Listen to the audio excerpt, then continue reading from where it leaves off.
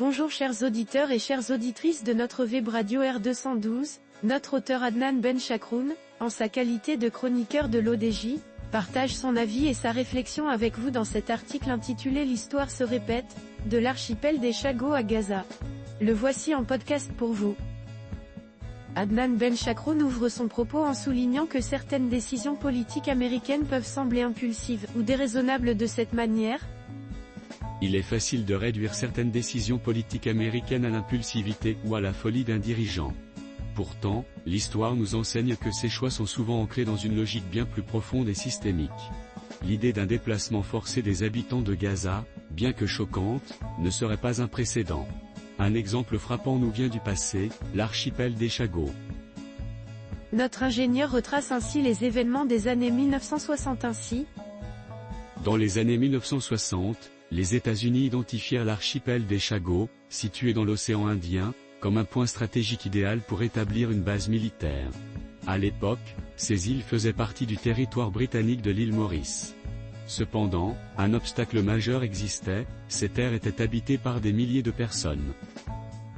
Il approfondit son propos en expliquant que ces îles faisaient alors partie du territoire britannique de l'île Maurice, et détaille ensuite la stratégie déployée de cette manière. Pour contourner le problème, un accord fut passé en secret entre Londres, Washington et les dirigeants mauriciens. Le Royaume-Uni accepta d'accorder l'indépendance à Maurice en échange de la cession de l'archipel aux États-Unis. En retour, les Britanniques reçurent un soutien militaire américain crucial sous la forme de technologies avancées, notamment des sous-marins nucléaires Polaris. Officiellement, Maurice protesta, mais en coulisses, des millions de dollars furent versés en compensation. Restait à régler le problème des habitants. Leur expulsion ne pouvait être justifiée légalement, alors une stratégie brutale fut mise en place. Les autorités américaines et britanniques imposèrent un blocus économique aux îles, suppression des approvisionnements en eau, en nourriture et en électricité. La population fut harcelée quotidiennement par des raids militaires et des violences psychologiques, destinées à briser toute velléité de résistance. Notre chroniqueur approfondit sa réflexion en évoquant les mesures imposées aux habitants en disant « Mais l'horreur ne s'arrêta pas là. Les habitants, pour la plupart agriculteurs et pêcheurs, dépendaient de leurs animaux pour leur subsistance. Les militaires firent alors brûler leurs chiens sous leurs yeux afin de les terroriser. Ceux qui s'opposèrent furent torturés, jetés à la mer ou exécutés. Après des mois de terreur, les derniers habitants n'eurent d'autre choix que de monter de force à bord de navires de guerre britanniques et américains. Toutefois, leur calvaire ne s'acheva pas avec l'exil.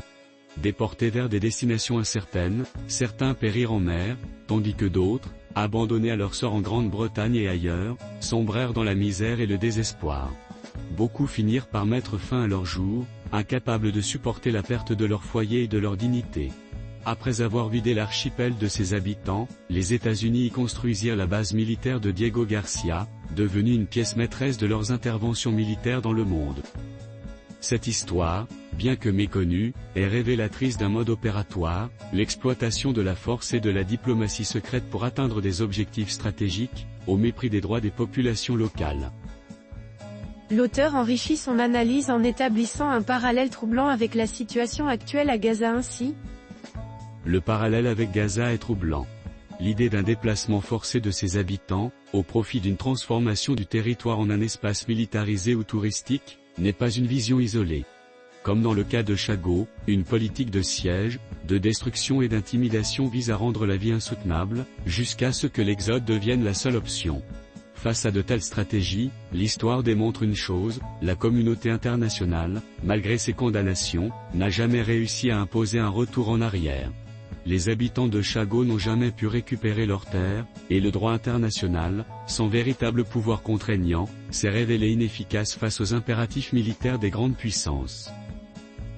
Ben Chakroun conclut son analyse avec une réflexion marquante en ces termes. Si l'histoire des Chagos enseigne quelque chose, c'est que seuls les rapports de force définissent le sort des peuples dans le jeu géopolitique mondial. Les indignations et déclarations officielles pèsent peu face aux décisions froidement planifiées par ceux qui détiennent le pouvoir militaire et stratégique. Ainsi, la question n'est pas tant de savoir si le projet d'un déplacement forcé de population peut se réaliser, mais plutôt qui possède les moyens de s'y opposer efficacement. Chers auditeurs de la web radio R212, Merci d'avoir été à l'écoute de ce podcast, et de partager avec nous ce moment d'échange et de découverte. Votre présence et votre fidélité sont notre plus belle récompense. On se dit à très bientôt, si vous le voulez bien. Avec toute notre gratitude, l'équipe de R212,